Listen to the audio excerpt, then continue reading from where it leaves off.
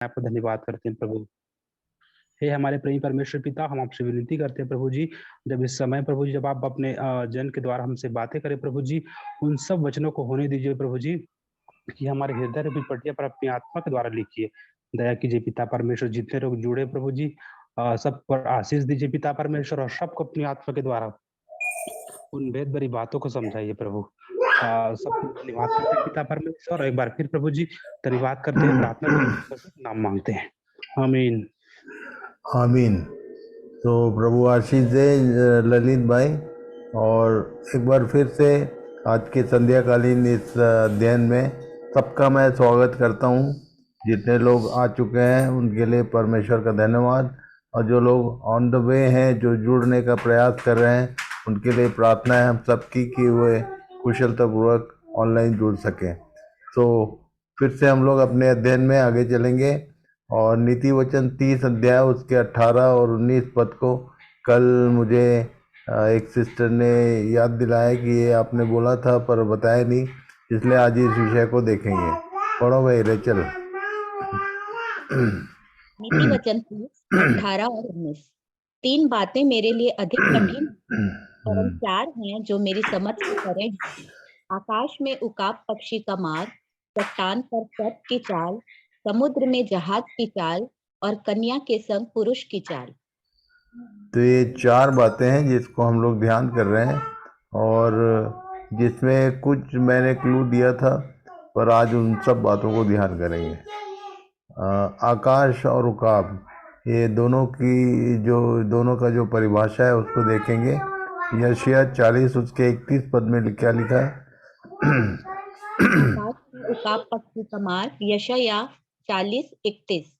जो यहोवा की बाट जोहते हैं वे नया बल प्राप्त करते जाएंगे, वे उकाबों की नाई उड़ेंगे, वे दौड़ेंगे और श्रमित न होंगे, चलेंगे और थकित न होंगे। और तब नए नियम में एक बात लिखा है, पहला थिस्सलुनीकी 4 अध्याय उसके 16 और 17 पद। पहला थिस्सलुनीकी 4:16 और 17। क्योंकि प्रभु आप ही स्वर्ग से उतरेगा, उस समय ललकार और प्रधान दूत का शब्द सुनाई देगा, और परमेश्वर की तुरही फूंकी जाएगी, और जो मसीह में मरे हैं वे पहले जी उठेंगे। तब हम जो जीवित और बचे रहेंगे उनके साथ बादलों पर उठा लिए जाएंगे कि हवा में प्रभु से मिलें, और इस रीति से हम सदा प्रभु के और साथ एक गीत गाया करते हैं हम लोग, नीले आसमां के पार जाएंगे, और इसी इसी पे आधारित वो गीत है। और जितने विश्वासी हैं सब इस दिन का इंतजार है। पर ये लिखा है कि ये जो बादलों पर उठा लिए जाएंगे, और बादल कहाँ होते हैं ये पढ़िए। इफिसियों 6:12। क्योंकि हमारा यह मल्ल युद्ध लोहू और मांस से नहीं, परंतु प्रधानों से और अधिकारियों से और इस संसार के अंधकार के हाकिमों से और उस दुष्ट की आत्मिक सेनाओं से है जो आकाश में है। तो आकाश तो इनसे भरा हुआ है, और कैसे जो उसकी बाट जो रहे हैं उन लोग उसमें उनके बीच से होके जाएंगे। तो यही बात है जो उसको दिख रहा था कि हाउ इट इज़ पॉसिबल, उसको समझ में नहीं आ रहा है, इसलिए वो बोल रहा था कि आकाश में उकाब पक्षी का मार्ग उसको समझ में बहुत कठिन पड़ रहा है उसको एक्सेप्ट करने के लिए। पर परमेश्वर ने उपाय किया है। यदि आप ध्यान से पढ़ेंगे पहला कुरिन्थी 15 अध्याय, नीतू तुम हो ना, पहला कुरिन्थी 15 अध्याय उसके 51 पद से आगे बढ़ो, कैसे हो ये पॉसिबल है इसको देखेंगे। नीतू जी दादा। पढ़ो। देखो, मैं तुमसे भेद की बात कहता हूँ कि हम सब तो नहीं सोएंगे, परंतु सब बदल जाएंगे, और यह क्षण भर में पलक मारते ही पिछली तुरही फूकते ही होगा, क्योंकि तुरही फूकी जाएगी और मुर्दे अविनाशी दशा में उठाए जाएंगे, और हम बदल जाएंगे। क्योंकि हम बदल आवश्यक है जाएंगे, कि ये यह लाइन नाशवान देह बस अविनाश को पहन ले।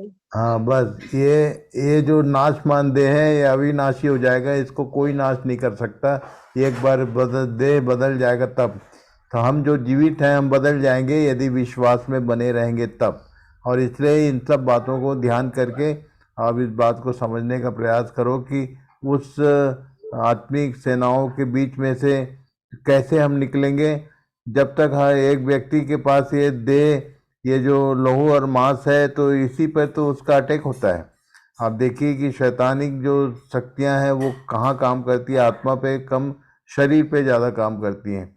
और इसलिए जब हम बदल जाएंगे तो हमारे पास वो एक बात बनेगी, बदली हुई देह को कोई नहीं रोक सकता, उसको विनाश में कोई नहीं पहुंचा सकता, उसको हानि नहीं होगी। इसलिए प्रार्थना करें कि हमको भी वो जो अद्भुत अनुभव है हमको सबको प्रभु प्रदान करें, और हम बदली हुई देह के साथ आकाश में उकाब किनारे उड़ के जा सकें। और दूसरी बात उसमें, दूसरा, चट्टान पर सर्प की चाल। यहोवा परमेश्वर ने जितने बनेले पशु बनाए थे उन सब में सर्प धूर्त था, और उसने स्त्री से कहा, क्या सच है कि परमेश्वर ने कहा कि तुम इस वाटिका के किसी वृक्ष का फल ना खाना? उत्पत्ति तो 3:1। ये 3:1 में ये बात लिखी है। हम लोग सब जानते हैं कि सर्प किसको बोलता है, और तब कल हम लोगों ने देखा था, पढ़ो। पहला कुरिन्थियों 10:4। सब ने एक ही आत्मिक जल पिया, क्योंकि वे उस आत्मिक चट्टान से पीते थे जो उनके साथ साथ चलती थी, और वह चट्टान मसीह था। और तब यदि हम ध्यान करें तो मैंने बताया था उस दिन कि यीशु के जन्म से ही शैतान उसके पीछे पड़ा था, और शुरू में ही उसके जन्म के साथ ही सबसे पहले एक्शन में आया। तो शैतान उसने बहुत सारे बच्चों को कटवाया, वो उसको मरवाना चाहता था, और गेथसेमनी के बगीचे में भी वो उसके पास था और उससे बात कर रहा था। ये सब हम लोग जानते हैं।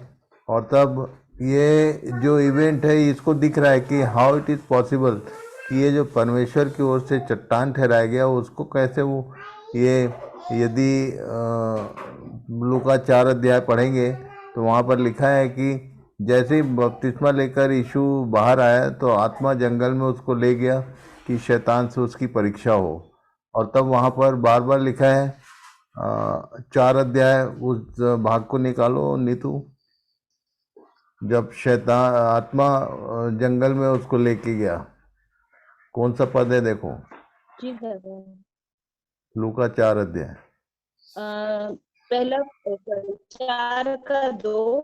उन दिनों में फर्स्ट से फिर पवित्र आत्मा सदा हुआ यरदन से लौटा और 40 दिन आत्मा के सिखाने जंगल में फिरता रहा, और शैतान उसकी शिक्षा करता रहा। उन दिनों में उसने कुछ न खाया, और जब वो दिन पूरे हुए तो उसे भूख लगी, और शैतान ने उससे कहा, तू परमेश्वर का तो उस पत्थर रोटी बन जाए। उससे उत्तर दिया है कि मनुष्य केवल रोटी से जीवित नहीं। तब शैतान उससे ले गया और उसको पल भर में यहाँ जगत के पर एक सारे राज्य दिखाए, लाइन लिखा और है, उससे कहा, मैं यह सब अधिकार। रुक जाओ। यहाँ पर एक लाइन लिखी है, और शैतान उसको ले गया। जब भी परीक्षा का समय होता है तो परमेश्वर के पुत्र को शैतान ले जाने का अधिकार रखता है, और उसको लेके गया। यदि साधारण ढंग से देखोगे आप तो कई बार हमको ये बात समझ में नहीं आती है कि कैसे परमेश्वर के जन को शैतान ले जा सकता है। यही बात उसको समझ में आ रही थी कि चट्टान पर सर्प की चाल कैसी बढ़ रही है। और उसके बाद तीसरा पॉइंट, समुद्र में जहाज की चाल। इब्रानियों 6:19। वह आशा हमारे प्राण के लिए ऐसा लंगर है जो स्थिर और दृढ़ है और पर्दे के भीतर तक पहुंचता है। तो ये जो इटर्नल होप है हमारे पास, अनंत आशा जो है, वही हमारे प्राणों के लिए लंगर का काम करती है। लंगर बोलने से, लंगर उसको बोलते हैं, पानी जहाज जो समुद्र में चलता है वो लहरें उसको बहा के न ले जाए, इसके लिए लंगर लगा रहता है। और लंगर जो है वो रेत में नीचे तक घुस जाता है, और जिसके कारण से जहाज को लहर जो है बहा के नहीं ले जा सकती, मतलब स्थिर बनाए रखता है। तो ये कुछ नहीं, ये संसार जो है ये समुद्र है, और इसके बीच में हम किसी आंधी तूफान में बह न जाए, इसलिए ये आशा जो है वही हमारे लिए लंगर का काम करती है। और इस तरह से समुद्र में जहाज की चाल, तो जहाज कैसे बह नहीं रहा है ये इसके लिए समुद्र में इतनी बड़ी बड़ी लहरें आती हैं। और 104 अध्याय भजन संहिता में उसके बारे में बहुत सारी चीज़ें लिखी हैं, पढ़ लेना आप। तो ये जो नाविक होते हैं, जो जहाज के चलाने वाले होते हैं, उनके जी में जी नहीं रहता। जब जहाज़ों में लहरों में जहाज जो है ऊपर तक चले जाता फिर नीचे आ जाता है, ऐसा ऐसा सब भजन संहिता 104 में वर्णन किया है, तो उसको पढ़िएगा। इसी कारण नीति वचन का लिखने वाला बोल रहा है कि ये मेरे लिए कठिन है। पढ़ो भाई। भजन संहिता 104, 25 और 26। इसी प्रकार समुद्र बड़ा और बहुत ही चौड़ा है और उसमें अनगिनत जलचर जीव जंतु, क्या छोटे क्या बड़े, भरे पड़े हैं। उसमें जहाज भी आते जाते हैं और लिव्यातान भी, जिसे तूने वहां खेलने के लिए बनाया है। तो एक लिव्यातान नाम का एक जीव है, जिसे लिखा है कि वहाँ वो उसका खेल का मैदान है, वहाँ खेलने के लिए बनाया है। और तब ये समुद्र किसको बोलता है? ये प्रकाशित वाक्य 13 का 1। प्रकाशित वाक्य 13 का 1। और मैंने एक पशु को समुद्र में से निकलते हुए देखा, जिसके 10 सींग और 7 सिर थे। उसके सींगों पर 10 राजमुकुट और उसके सिरों पर परमेश्वर की निंदा के नाम लिखे हुए थे। तो ये समुद्र जो है, ये पानियों, बहुत सारे पानियों की बात कही गई है। प्रकाशित वाक्य 13 से 17 अध्याय तक पढ़िएगा तो वहाँ मिलेगा। और ये समुद्र तो मनुष्यों के बीच में लिव्यातान जो है वो खेल कूद करते रहता है। और लिव्यातान के लिए इसका उपाय कहाँ है, इसके बारे में यशायाह 27 उसका 1 पद पढ़िए। यशायाह 27 का 1। उस समय यहोवा अपनी कड़ी, बड़ी और पोड़ तलवार से लिव्यातान नाम वेग और टेढ़े चलने वाले सर्प को दंड देगा, और जो अजगर समुद्र में रहता है उसको भी घात करेगा। तो लिव्यातान का उपाय कड़ी, बड़ी और पोड़ तलवार। ये तलवार कुछ नहीं जो हमारे हाथों में है, परमेश्वर का वचन है। इसको हम जानते हैं कि ये तलवार, ये इफिसियों की पत्री में पौलुस ने बोला तलवार को ले लो। और इसलिए तलवार जो है वो हमारे पास ये जो परमेश्वर का वचन है, ये तलवार की नहीं है, हमारा हमको दिया गया है कि हम ये लिव्यातान का सामना कर सकें। और इसलिए इन सब बातों को ध्यान करते रहिए। इसलिए परमेश्वर के वचन का अध्ययन इसलिए ज़्यादा ज़रूरी है कि हम लिव्यातान को और किसी चीज़ से नहीं हरा सकते, केवल ये जो तलवार है उसी से उसका विनाश हो सकता है। और परमेश्वर का वचन, यदि तलवार चलाना यदि हमको नहीं आता है तो तलवार होते भी हो सकता है कि हम नुकसान उठाएं। इसलिए तलवार को चलाना भी आना चाहिए। तो प्रभु सहायता करें कि हम इन सब बातों को ध्यान करें, ये हमारे ध्यान में, हमारे हृदयों में लिख जाए कि ये समस्या भी है तो उसका निवारण भी परमेश्वर के वचन में लिखा है कि कैसे इसका हल हमको मिलेगा। और तब चौथी बात, कन्या के संग पुरुष की चाल। दूसरा कुरिन्थियों 11, 2 और 3। मैं तुम्हारे विषय में ईश्वरीय धुन लगाए रहता हूँ, इसलिए कि मैंने एक ही पुरुष से तुम्हारी बात लगाई है कि तुम्हें पवित्र कुंवारी की नाई मसीह को सौंप दूं। परंतु मैं डरता हूँ कि जैसे सांप ने अपनी चतुराई से हवा को बहकाया, वैसे ही तुम्हारे मन उस सिधाई और पवित्रता से जो मसीह के साथ होनी चाहिए कहीं भ्रष्ट न किए जाए।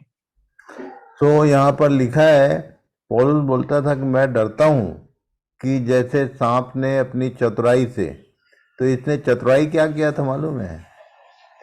सांप ने चतुराई क्या किया था, यदि आप ध्यान से देखोगे तो उत्पत्ति 3 का 1 पद पढ़ो नीतू।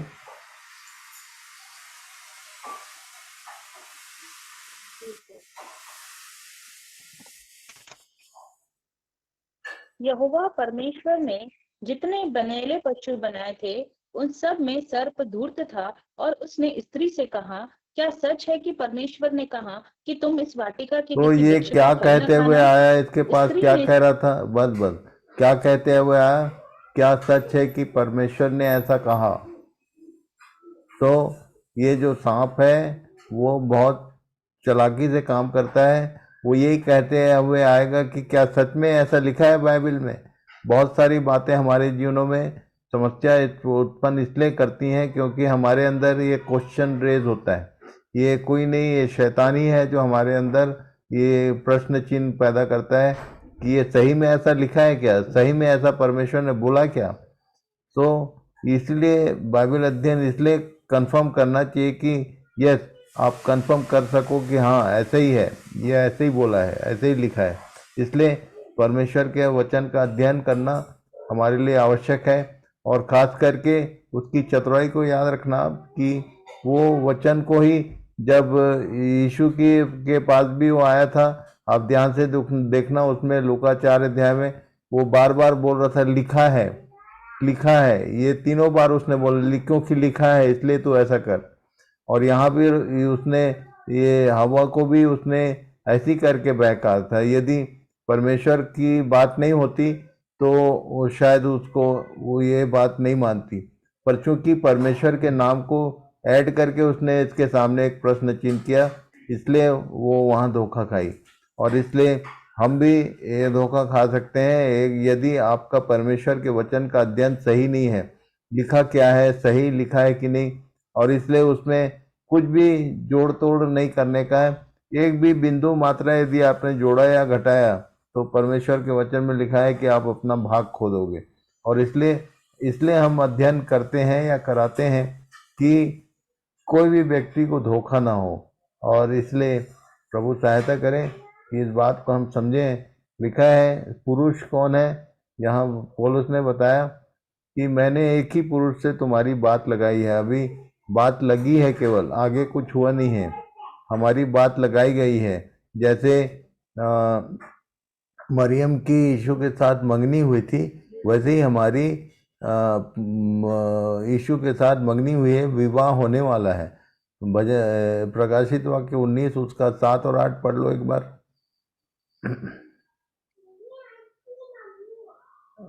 प्रकाशित वाक्य 19 उसका 7 और 8 नीतू पढ़ो।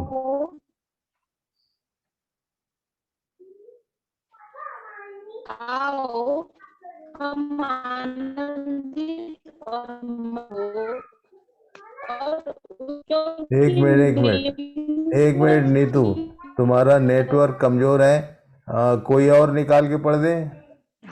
मैं पढ़ लूंगा। हाँ पढ़ो। प्रकाशित वाक्य 19 उसका 7 और 8 वचन। आओ हम आनंदित और मगन हो और उसकी स्तुति करें, क्योंकि मेमने का विवाह आ पहुंचा है और उसकी दुल्हन ने अपने आप को तैयार कर लिया तो है। लिखा है कि पहले बात लगाई गई है और उसकी दुल्हन तैयार हो रही है। अभी ये समय मैं बार बार पिछले लॉकडाउन से 3 साल हो गए लगातार कह रहा हूँ कि this is the time to prepare. उस विवाह के लिए दुल्हन के तैयार होने का समय है, और उसकी तैयारी में क्या क्या बातें आवश्यक है बहुत अच्छे से हम लोगों ने ध्यान किया हुआ है। प्रभु सहायता करे, उन सब बातों को रिकॉल कीजिए, मनन करिए, रिवीजन करिए और ध्यान कीजिए कि तैयारी आपकी पूरी है कि नहीं है। क्योंकि ये दूसरा पत्रस 3 अध्याय और उसके 9 पद से आगे क्या लिखा है, 9 और 10।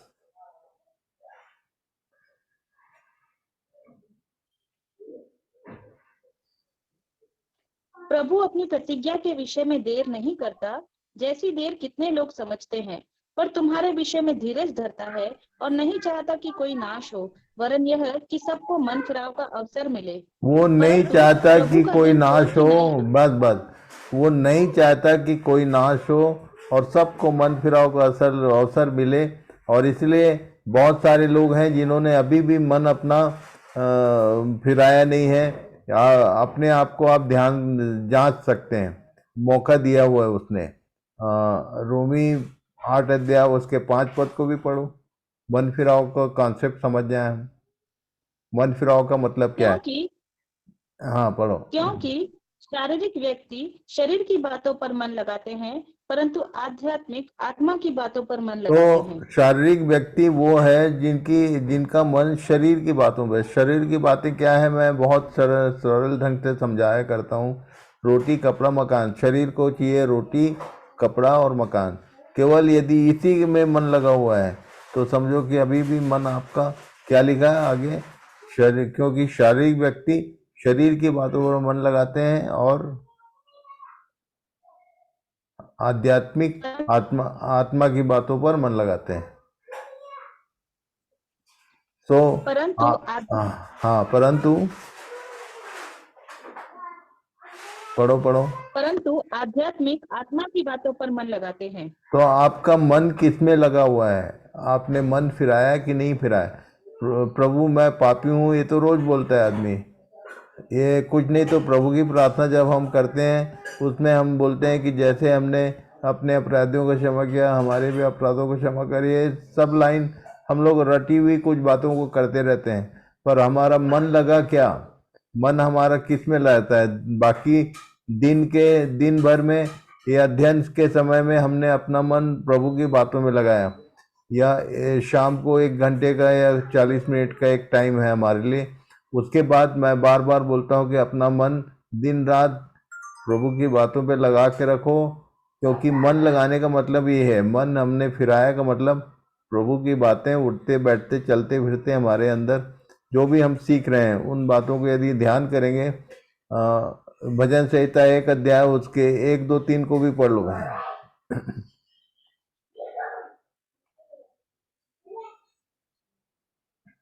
भजन संहिता 1 अध्याय उसका 1 और 2 और 3।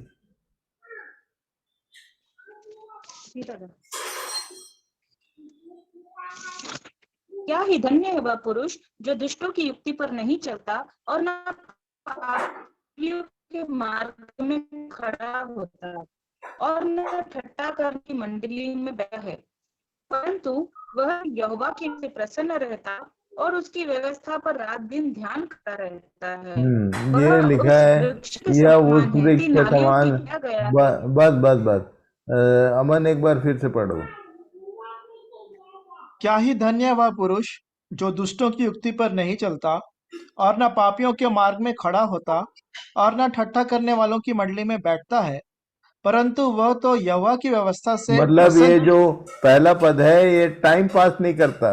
कुल मिला के यदि मैं शॉर्ट में बोलूं अपने लैंग्वेज में, तो टाइम का कीमत अवसर को बहुमूल्य समझता है वो।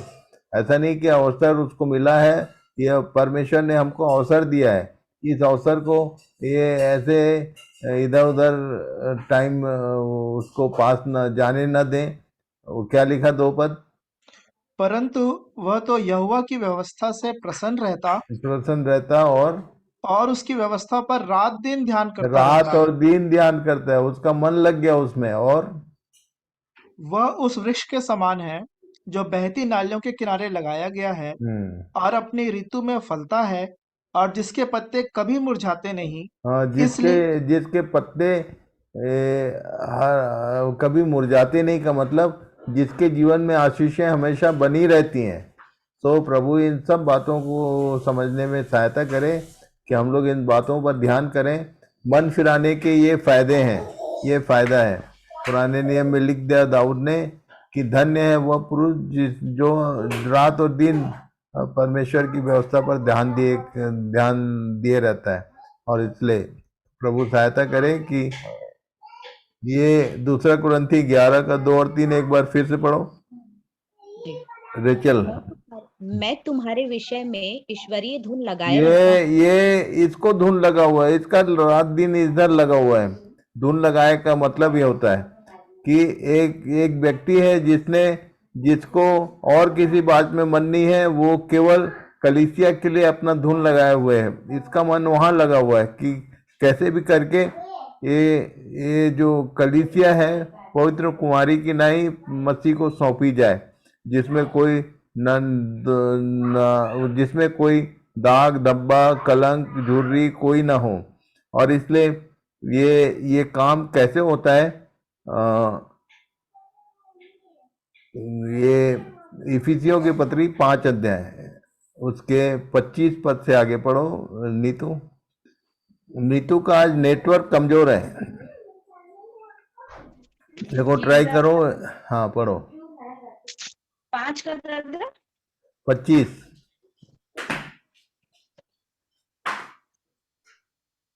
हे पतियों, अपनी अपनी पत्नी से प्रेम रखो, जैसा मसीह ने भी कलीसिया से प्रेम करके अपने आप को उसके लिए दे दिया, कि आगे उसको वचन के द्वारा जल के स्नान से शुद्ध करके पवित्र बनाए और आगे उसे एक तेजस्वी कलीसिया बनाकर अपने पास खड़ी करे, जिसमें न कलंक, न झुर्री, न कोई और ऐसी वस्तु हो, वरन एक पवित्र और निर्दोष हो। एक कन्या के संग पुरुष की चाल का कॉन्सेप्ट यहाँ है कि ये कन्या जो है उसमें नाना प्रकार की समस्याएं हैं, और ये पुरुष जो है बड़े धीरज के साथ, बड़े संयम के साथ, बहुत प्यार से अपनी कन्या को अपने बगल में खड़ी होने लायक बना रहा है। क्या लिखा, एक बार फिर से पढ़ना। हालांकि ये उसके 32 पद में क्या लिखा, पढ़ो। यह भेद तो बड़ा है, पर मैं मसीह और कलीसिया के विषय में कहता हूँ। ये भेद, इट्स अ मिस्ट्री, भेद की बात है। ये बहुत बड़ा भेद है कि कैसे एक पुरुष जो है कन्या के अवगुणों को नजरअंदाज करके उसके पीछे लग के उसको ठीक बना, उसको वो अपने बगल में खड़ी होने लायक बना रहा है। ये नीति वचन के लिखने वाले को ये बात समझ में गले नहीं उतर रही, क्योंकि इतना लंबा कोई पुरुष किसी के लिए संयम नहीं रख सकता। ये लिखा है कि ये एक ऐसा पुरुष है जो कन्या के संग बड़ा धीरज के साथ उसको अपने बगल में खड़ी होने लायक बना रहा है। ये उसकी चाल है उसके साथ। तो इन सब बातों की समझ प्रभु सहायता करे कि हम लोग इन बातों को समझें कि वो धीरज के साथ हमारे साथ बना हुआ है। वो इसलिए नहीं रहा है। मुझसे कई लोग पूछते हैं कि कब तक ऐसा होते रहे, कब तक हम परेशान रहेंगे, कब तक दुनिया भर की समस्या। मैं बोलता हूँ कि प्रार्थना करो, प्रभु जल्दी आ। तो कई लोगों ने बोला कि हमने तो प्रार्थना भी किया कि प्रभु आता नहीं।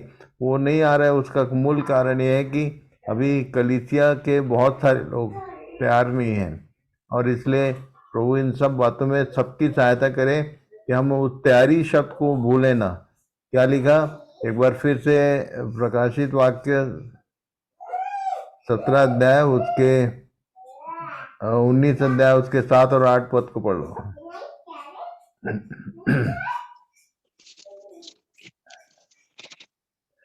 19 का 7 और 8। हाँ, आओ हम आनंदित और मगन हो और उसकी स्तुति करें, क्योंकि मेमने का ब्याह आ पहुंचा और उसकी पत्नी ने अपने आप को तैयार कर लिया है, और उसको शुद्ध और चमकदार महीन मलमल पहनने का अधिकार दिया और गया। सब मलमल क्या है ये हम लोगों ने, हाँ पढ़ो। क्योंकि उस महीन मलमल का अर्थ पवित्र लोगों के धर्म के काम है। और इसलिए अपने अपने धर्म के काम, जो मैंने बताया था राइचस डीड, इसके विषय में सावधानी से ध्यान करें, क्योंकि वही उसका पहरावा है, महीन मलमल। अच्छा, महीन मलमल बोलने से मैं समझाया करता हूँ, प्रभु ने जो मुझे सिखाया कि बड़े बड़े काम नहीं, महीन बोलने से बहुत फाइन वर्क, बहुत छोटे छोटे काम। यदि आप कोई छोटा सा भी काम करते हैं वो आपके लिए धर्म का काम ठहरेगा और परमेश्वर उससे प्रसन्न होता है उस दिन। क्योंकि यीशु ने कहा है उस दिन बहुतेरे आकर कहेंगे हमने तेरे नाम से ये किया वो किया, तो उस दिन वो खुल कर कह दूंगा, बोला है कुकर्मियों, तुमको मैंने जाना ही नहीं। तो हमारे जो बड़े बड़े काम है, हो सकता है कि वो सुकर्म ना हो, कुकर्म ठहरे। और इसलिए छोटे छोटे काम प्रभु से पूछिए कि प्रभु मेरे लिए आपकी ओर से क्या आदेश है, और तब जो कुछ प्रकट होता है उसको पूरा करें। तो वही हमारे लिए महीन मलमल का काम देगी, महीन मलमल ठहरेगा पवित्र लोगों के धर्म के काम, धर्म के बड़े बड़े काम नहीं, छोटे छोटे काम, महीन फाइन वर्क्स। सो प्रभु सहायता करें, इन सब बातों को ठीक ठीक समझने का अनुग्रह प्रदान करें। और कभी आप बड़े बड़े काम देख के परेशान मत होना, हमारे जीवन के द्वारा किया गया छोटा छोटा काम उसके लिए मायने रखता है। और इसलिए इन सब बातों में प्रभु सहायता करें। एक बार फिर से हम लोग आज की सभा यहीं समाप्त करेंगे और आज के अध्ययन को यहीं एंड करेंगे। और अमन प्रार्थना करो। आइए हम प्रार्थना करेंगे। जीवित महान सर्वशक्तिमान परमेश्वर पिता, राजाओं के राजा, प्रभुओं के प्रभु, अपने उद्धार करता प्रभु यीशु मसीह के पवित्र और मीठे नाम से आपके अनुग्रह के सिंहासन के सन्मुख आते हैं प्रभु जी। आपका धन्यवाद देते हैं प्रभु जी कि आप हमसे अपने अत्यधिक प्रेम करने वाले पिता हैं प्रभु जी। आप हमारी चिंता करने वाले पिता हैं प्रभु जी, और हमारी आवश्यकता के अनुसार प्रभु जी, जो हमारी अभी सबसे बड़ी आवश्यकता है प्रभु जी, आत्मिक जीवन के उस तैयारी के लिए प्रभु जी, कि आपका आगमन बहुत ही निकट है प्रभु जी। और आप हमारे विषय में धीरज धर रहे हैं प्रभु जी, कि आपकी दुल्हन अपना श्रृंगार कर ले, तैयारी पूरी कर ले, कि आप उसे लेके जाने पाए। आपका धन्यवाद देते हैं इस अवसर के लिए। हर एक जन जो जुड़े प्रभु जी, शेखर मामू और हर एक जन के लिए आपका धन्यवाद देते हैं प्रभु जी, जिन्होंने वचन को सुना है। होने दे अभी आपका वचन हमारे हृदय की पट्टिया पर लिखने पाए प्रभु जी। ये हमारे ज्ञान के लिए नहीं, परंतु हमारे जीवन के लिए वचन बने प्रभु जी, और हमारा जीवन उस तेजस्वी रूप में जिसमें आप बनाना चाहते हैं बदलता जाए। चाहे अंश भर ही सही, लेकिन आज बदलाव होने दें प्रभु जी, निर्णय लेने में, और उसके अनुसार प्रभु जी आपकी आत्मा की सहायता से उस पे बने रहने में सहायता मदद करें, ताकि जब शैतान इस चट्टान पे चलने का प्रयास भी करे तो हम उसे परास्त करने पाए प्रभु जी। हम उस पुरुष प्रभु यीशु मसीह के साथ, जो हमारा दूल्हा है, उसके साथ चलने के योग्य बने प्रभु जी। इस संसार के सदस्य नहीं बने प्रभु जी, लेकिन जैसे जहाज समुद्र के ऊपर चलता है प्रभु जी, वैसे हम उस पे ऊपर चले, उकाब पक्षी के समान, समस्याओं, परेशानियों, शरीर की बातों से बढ़कर प्रभु जी आत्मिक बातों पे ध्यान लगा के बढ़ते जाएं, तो संसार की हर एक बातें छोटी वैसी नजर आएंगी प्रभु जी। आप हम सब की सहायता मदद करें, आपने इस अध्ययन में सहायता की, धन्यवाद देते हैं। होने दे वचन एक अच्छे बीज के समान अच्छी भूमि पे जाने पाए प्रभु जी, ताकि वो फलवंत होने पाए। ऐसी दया अनुग्रह चाहते हुए दुआ उद्धार करता प्रभु यीशु मसीह के पवित्र और मीठे नाम से मांग लेते हैं, आमीन। आमीन आमीन।